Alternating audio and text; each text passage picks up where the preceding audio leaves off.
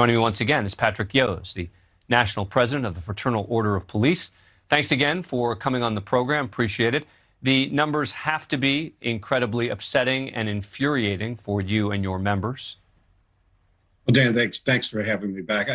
Look, an attack on a law enforcement officer is an attack on every community across this country. The very foundation of a free society is based off of the security within our communities. And you look at the ambush attacks, it tells a story. 1/3 of these officers that are shot are directly related to ambush attacks, simply because of the color of the uniform that they wear.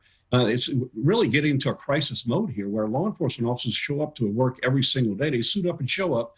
And what we're doing is we're finding less officers willing to step forward and take this job at a time when we really need to start, be backfilling the amount of people that are leaving this profession.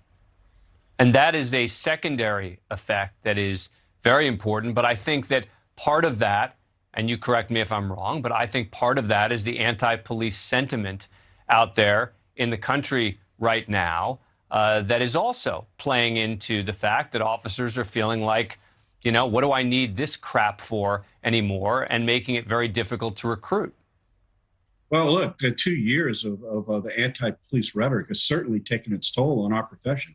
And you add to that just kind of a revolving door in a lot of cities that are taking violent offenders and allowing them to get out of prison, get out of jail early or quickly so they can continue to reoffend. All of these are a lot of factors that contribute to this, but there's things that we need to take a serious look at, because we need to attract our best and brightest in order to be able to keep officers coming into this profession. And all of this rhetoric, all of these things that are happening to us are not helpful in the long run. We're in a crisis mode, and our profession is struggling. It's dying. Look, I don't know the answer to this question. I don't know if there is one, but what, if anything, can we and communities across the country do to help stem the tide of this? Look, when there's a problem, I don't care what it is. It's a problem in a school, it's a problem at home, it's a problem anywhere. We call the police, and police come. Men and women, some 800,000 show up every day and make a difference in communities across this country. Well, we're calling now.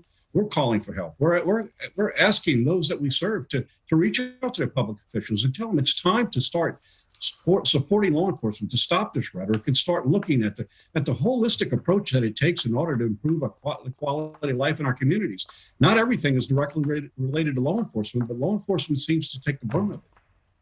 Yeah, I'm about to be talking to my old live PD compadre, Sean Sticks Larkin from Tulsa, and he would always say, when people would ask him, what can we do? He'd say, you know what? You don't realize how much people appreciate it when you thank a cop for what they do. He says they may not show it to you on their face, and they may act tough and stern, but they do appreciate it.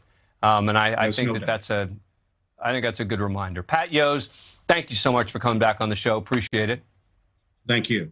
Thank you for watching. Click the red subscribe button below so you can get more of NewsNation's fact-driven, unbiased coverage.